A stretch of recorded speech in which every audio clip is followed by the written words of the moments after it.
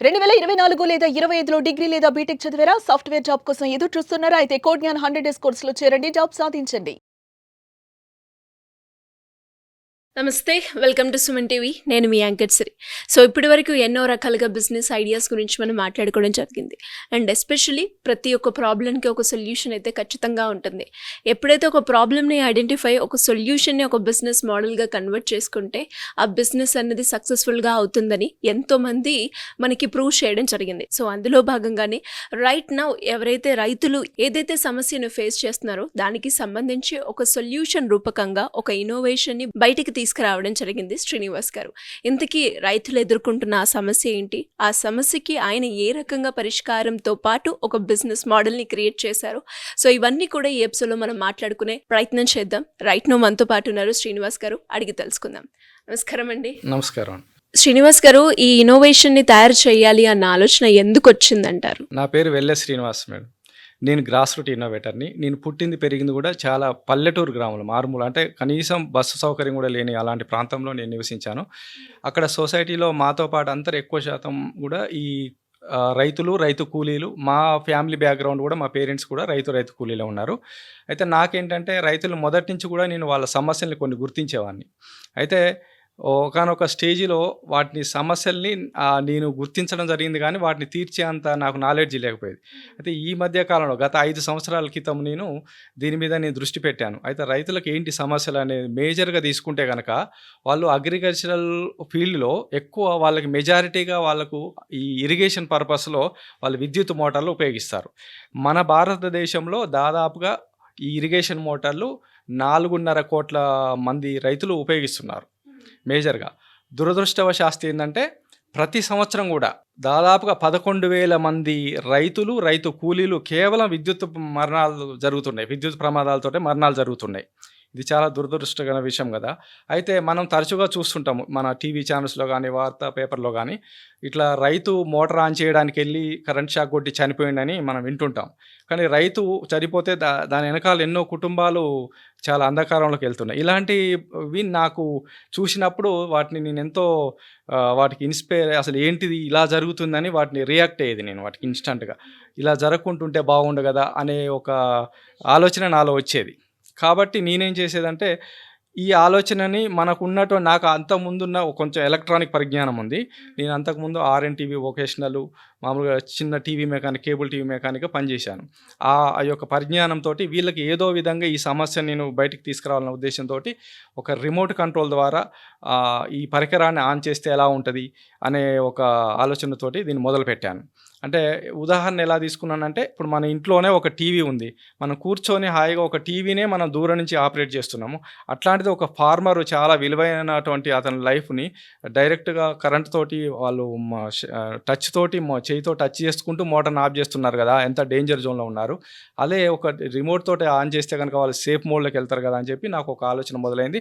అప్పటి నుంచి నేను ఆ ఆలోచనని అమలు చేయడం కోసం చాలామంది దగ్గర నేను ఒక ఎలక్ట్రానిక్ ఇంజనీర్స్ దగ్గరికి వెళ్ళి వాళ్ళకు కూడా నేను వాళ్ళ సలహాలని కూడా తీసుకోవడం జరిగింది. తర్వాత నాకున్నటువంటి పరిజ్ఞానంతో ఒక రిమోట్ డివైస్ అనేది నేను తయారు చేయడం జరిగింది. దాని పేరే నేను కిసాన్ రిమోట్ అని నామకరణం చేయడం జరిగింది. ముఖ్యంగా ఏంటంటే రైతులు ఎదుర్కొన్నటువంటి సమస్యలు ఏంటంటే, ఇరిగేషన్ పర్పస్లో వాళ్ళు మోటార్ని ఆన్ చేసేటప్పుడు మాన్యువల్గా టచ్ చేయడం వల్ల కొన్ని సందర్భాల్లో హై వోల్టేజ్ ఉండి వాళ్ళు విద్యుత్ ప్రమాదాలతో మరణించడం ఒకటి జరుగుతుంది. అలాగే అక్కడ ఆ ప్రదేశంలో ఆ లొకేషన్లో ఉన్నటువంటి కొన్ని ప్రాంతాలలో తేళ్ళు, పాములు కూడా అక్కడ స్థిరంగా ఉండటం వలన వీళ్ళు చూసుకోకుండా మోటార్ ఆన్ చేసే క్రమంలో తేళ్ళు, పాములు కరిచి మరణించిన రైతులు కూడా ఉన్నారు. అలాగే ఇంకా పెద్దవాళ్ళు, రైతు కూలీలు, వీళ్ళు వృద్ధులు అయితే ఏం చేస్తారంటే, అక్కడికి మోటార్ దగ్గరికి వెళ్ళి వాళ్ళు పనిచేస్తున్న దగ్గరికి ప్రతిసారి తిరగాలంటే కూడా ఎంతో శారీరక శ్రమ అవసరం ఉంటుంది వాళ్ళకి. ఇలాంటి ప్రాబ్లమ్స్ వాళ్ళు ఎదుర్కొంటున్నారు. ఇంకా అతి ముఖ్యమైన సమస్య ఏంటంటే, విద్యుత్ మోటార్లని యాక్చువల్గా ఎక్కువ అంటే డే మొత్తం కూడా వీళ్ళు యూజ్ చేసుకుంటూ ఉంటారు. అంటే నిరంతరంగా విద్యుత్ మోటార్ నడుస్తున్నప్పుడు ఏదో ఒక సమయంలో హై వోల్టేజ్ కానీ లో వోల్టేజ్ ఫ్లక్చువేషన్ వచ్చినప్పుడు వాళ్ళ విద్యుత్ మోటార్ అనేది ఫెయిల్యూర్ అవ్వడం జరుగుతుంది. ఫెయిల్యూర్ అవ్వటం వల్ల వీళ్ళేందంటే దాని మోటార్‌ని మళ్ళీ పునరుద్ధరించాలంటే చాలా ఆర్థికంగా కూడుకున్నటువంటి విషయం. అంటే వీళ్ళు ఆర్థికంగా నష్టపోతున్నారు. ఇలాంటి నష్టాన్ని గూడా మీ నా దృష్టిలోకి తీసుకున్నానట. ఇలా వీళ్ళ మోటార్లనేది కాలిపోకుండా ఉండాలి. వీళ్ళకి అంతరాయం జరగకుండా ఉండాలి. అలాగే విద్యుత్ ప్రమాదాలు జరగకుండా ఉండాలి. తర్వాత వీళ్ళకి అధిక శ్రమ గూడా జరగకుండా ఉండాలనే ఈ యొక్క ప్రాబ్లమ్స్ మీద నేను చాలా దృష్టి పెట్టి కిసాన్ రిమోట్ అనేది తయారు చేయడం జరిగింది. ఈ కిసాన్ రిమోట్ అనేది ఇప్పుడు మార్కెట్‌లో దాదాపుగా నేను ఒక 3,000-4,000 మంది రైతులకి నేను స్వయంగా అందించడం జరిగింది. ఎన్ని సంవత్సరాలైతుంది ఇదిప్పుడు మీరు క్రియేట్ చేసి? ఈ ప్రొడక్ట్ నేను మార్కెట్‌లోకి తీసుకొచ్చి 3.5 సంవత్సరాలయింది. 3.5 3.5 సంవత్సరాలు. మరి ఇది ఇన్నోవేట్ చేసే ప్రాసెస్ ఎలాంటి సమస్యలు మీరు ఎదుర్కొన్నారండి? మొదలుపెట్టినప్పుడు నాకు ఆర్థికంగా గూడా స్తోమత లేదు. మా పేరెంట్స్ గూడా కొంచెం పూర్ ఫ్యామిలీస్ నుంచి ఉన్నారు గాబట్టి, నాకు కొంచెం దీని గురించి ఏందంటే ఎలక్ట్రానిక్‌లో మనకు కొన్ని పార్ట్స్ తెప్పించుకోవాలన్నప్పుడు సిటీస్‌కి రావాల్సొచ్చేది. మాకు హైదరాబాద్ రావాలంటే దాదాపుగా 5, 6 గంటలు ప్రయాణం చేయాలి. అయితే మాకెక్కువ సిటీలో పెద్ద పరిజ్ఞానం గూడా లేదు. ఆర్థికంగా గూడా అంత స్తోమత లేకపోయినప్పటికీ నేనిగ కొంచెం ఫ్రెండ్ సర్కిల్ ద్వారా గానీ, మనకు తెలిసిన వాళ్ళ ద్వారా గానీ కొంచెం సపోర్ట్ తీసుకొని, ఆర్థికంగా సపోర్ట్ తీసుకొని, అలా సిటీకి వచ్చి నాకు కావాల్సిన పరికరాలని సేకరించుకొని, మళ్ళీ వాటిని ప్రయోగం చేస్తున్న క్రమంలో కొంత రిజల్ట్ వచ్చేది. మళ్ళీ కొన్ని అవాంతరాలు ఎదుర్కొన్నప్పుడు మళ్ళీ రావాల్సొచ్చేది. ఇలా మనం రీసెర్చ్ అండ్ డెవలప్‌మెంట్ స్టేజ్‌లో చాలా అంటే ఎంత సమయం పట్టింది ఇది కంప్లీట్‌గా మీరు బయటికి తీసుకురావడానికి? అంటే ఒక ఇన్నోవేషన్ వచ్చింది అని తెలియడానికి ఎన్ని సంవత్సరాలు పట్టింది? దాదాపుగా నేనొచ్చేసి ఇది స్టార్ట్ చేసిందొచ్చేసి 2017లో స్టార్ట్ చేశాను.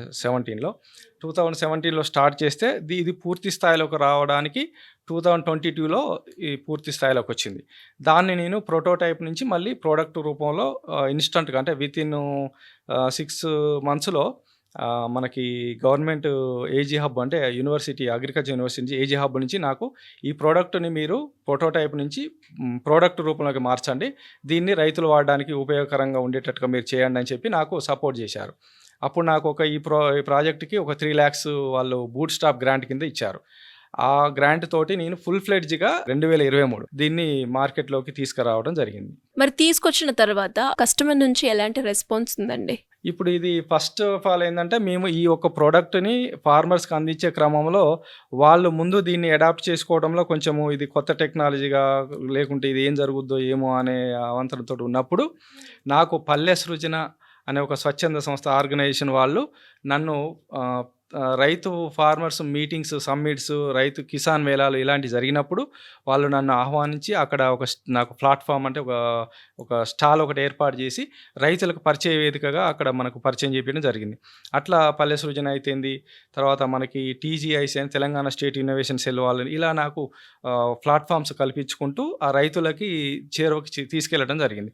తీసుకెళ్ళడం ద్వారా ఈ ప్రోడక్ట్ అనేది వాళ్ళకి పరిచయం ఏర్పడి వాళ్ళు వాడి సాటిస్ఫాక్షన్ అయ్యి మళ్ళీ ఇతర పక్క రైతులకు తెలియజేసుకుంటూ ఇలా ఈ క్రమంలో నాకు దాదాపుగా 10, 20 మందికి ఇచ్చిన సంఖ్య ఈరోజు 5,000 మందికి చేరుకున్నది. ఇలాగా నిరంతరంగా జరుగుతూనే ఉంది. దానికి మళ్ళీ తర్వాత కూడా నాకు తిరుపతి నుంచి ఆంధ్రప్రదేశ్ గవర్నమెంట్ ద్వారా నాకు ఎన్‌జీ రంగా యూనివర్సిటీ నుంచి కూడా కొంత 25 లాక్స్ గ్రాంట్ అనేది శాంక్షన్ అయింది. దాన్ని కూడా అంటే వాళ్ళు ఇంకా ఇవ్వాల్సి ఉంది. దాన్ని గనుక ఇంప్లిమెంట్ చేస్తే ఇంకా ఎక్కువ మందికి నేను ఇవ్వడానికి సిద్ధంగా ఉన్నాను. అంటే తయారు చేయడానికి మీకు ఖర్చు ఎంత అయిందండి? దీన్ని తయారు చేయడానికి నాకు ఫస్ట్‌లో అంటే మనకి ఏంటి అనేది తెలుసుకోవడం కోసం అయితుంది, ట్రావెలింగ్ అయితుంది, ఇవన్నీ కూడా రీసెర్చ్ చేయడంలో కొన్ని ఫెయిల్యూర్ అవి మళ్ళీ దాన్ని చేసుకోవడానికి కూడా దాదాపు నాకు ఒక 5 లాక్స్ దాకా ఖర్చొచ్చింది. మరి దీన్ని మీరెంతకి బయట సేల్ చేస్తున్నారు?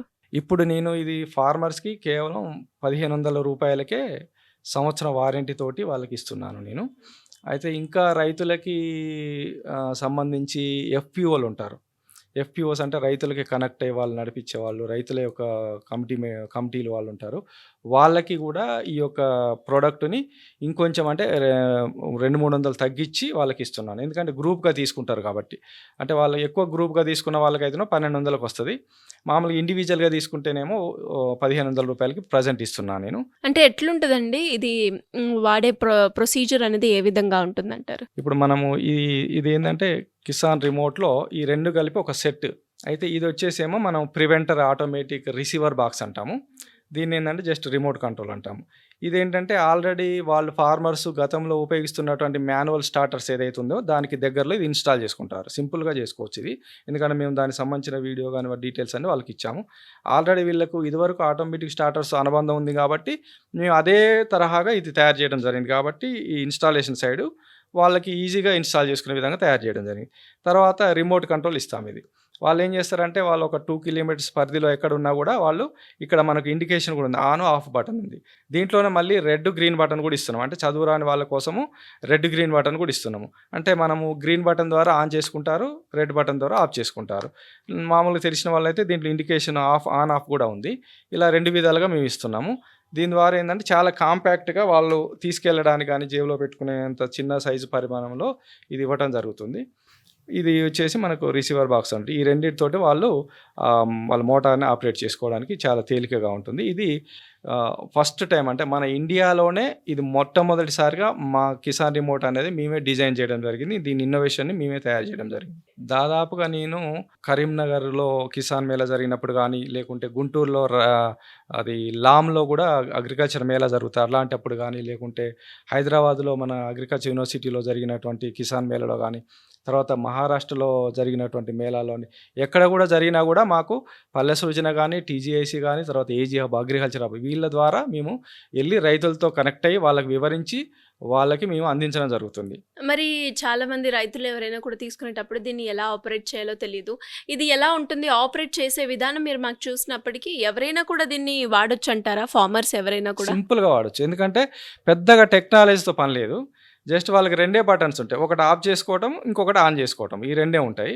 అయితే ఇంకేంటంటే వాళ్ళు ఆటోమేటిక్‌గా ఇప్పుడు ఏదైతే ఇది వాళ్ళు ఆన్ చేసి, ఆఫ్ చేసేది అనేది అక్కడికి టచ్ లెస్ అక్కడికి వెళ్ళకుండా వీళ్ళు చేసుకుంటారు. అంటే ఎంత దూరం ఉండాలండి డిస్టెన్స్? కొన్నిసార్లు మనకి దూరంగా ఉంటుంది కదా! ఆ! అది అంత దూరం అంటే వరకు వస్తుందంటారా? ఇక్కడ ఏంటంటే ఇది ఎస్పెషల్లీ ఫార్మర్స్ అంటే దాదాపుగా రూరల్‌లోనే ఉంటారు కాబట్టి, రూరల్‌లో ఉన్నటువంటి వాళ్ళకు ఉన్నటువంటి డిస్టెన్స్ అంటే 2 కిలోమీటర్స్ పరిధిలో అంటే నార్త్, ఈస్ట్, వెస్ట్ సైడ్ ఎక్కడి నుంచైనా కూడా 2 కిలోమీటర్స్ పరిధిలో ఇప్పుడు 90% వాళ్ళు యూజ్ చేస్తున్నారు. మంచి సక్సెస్ రేటింగ్ ఉంది. అంటే ఇంకా ఎక్కువ మందికి తెలియదు కాబట్టి దీన్ని ఇంకా మేము తెలియజేయడం కోసం ప్రయత్నం చేస్తున్నాం. పెట్టిన ఖర్చుకి ఇందులో మీరు చూసిన లాభం అంటే ఎంత చెప్తారండి? ఈ ప్రొడక్షన్ అనేది యాక్చువల్‌గా ఏందంటే ఏదైనా సరే ఒక బల్క్‌గా ఎక్కువ క్వాంటిటీలో తయారు చేసి గనక మనము ప్రొడక్షన్ చేసి సేల్ చేస్తే గనక మనకప్పుడు కొంచెం మార్జిన్ ప్రాఫిట్ ఎక్కువ ఉంటదండి. కానీ నేను ఫస్ట్‌లో అంత బేర్ చేయలేకపోయాను కాబట్టి కొన్ని తయారు చేసుకుంటూ వచ్చాను. కాబట్టి మనకు తక్కువ మార్జిన్ తోటి రైతులకు ఎంతో కొంత ప్రాఫిట్ చూసుకొని ఇచ్చేవాడిని. మరీ ఎక్కువ ప్రాఫిట్ లేకుండా ఇచ్చేవాడిని. అంటే గతంలోకి ఇప్పటికి చూసుకుంటే ఇంకొంచెం ప్రొడక్షన్ పెంచుకుంటూ వస్తున్నా కాబట్టి ఇప్పుడు కొంచెం నేను ఇంకెక్కువ క్వాలిటీ మెయింటైన్ చేయగలుగుతున్నా. అంటే నేను ఇక్కడ ప్రాఫిట్ తక్కువ వచ్చినా పర్వాలేదు కానీ క్వాలిటీలో కాంప్రమైజ్ కాకుండా ఇప్పటివరకు ఫార్మర్స్‌కి నేను క్వాలిటీలో ఎక్కువ ఇవ్వడానికి నేను బల్క్‌గా నేను అంటే ప్రొడక్షన్ చేస్తున్నాను. మీకొచ్చిన ఫస్ట్ ఆర్డర్ ఏంటండి దీనికి సంబంధించి? బిగ్గెస్ట్ ఆర్డర్ అంటే నేను ఎట్ ఏ టైమ్ సప్లై చేశాను ఇవి అన్నట్టు ఏమైనా వచ్చిందంటారా మీకు ఆర్డర్?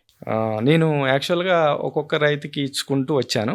కానీ సర్ప్రైజ్ ఏందంటే ఒక ఊళ్ళో అంటే పక్క ఊరు వాళ్ళు కరీంనగర్ డిస్ట్రిక్ట్ కిందకి వస్తదది.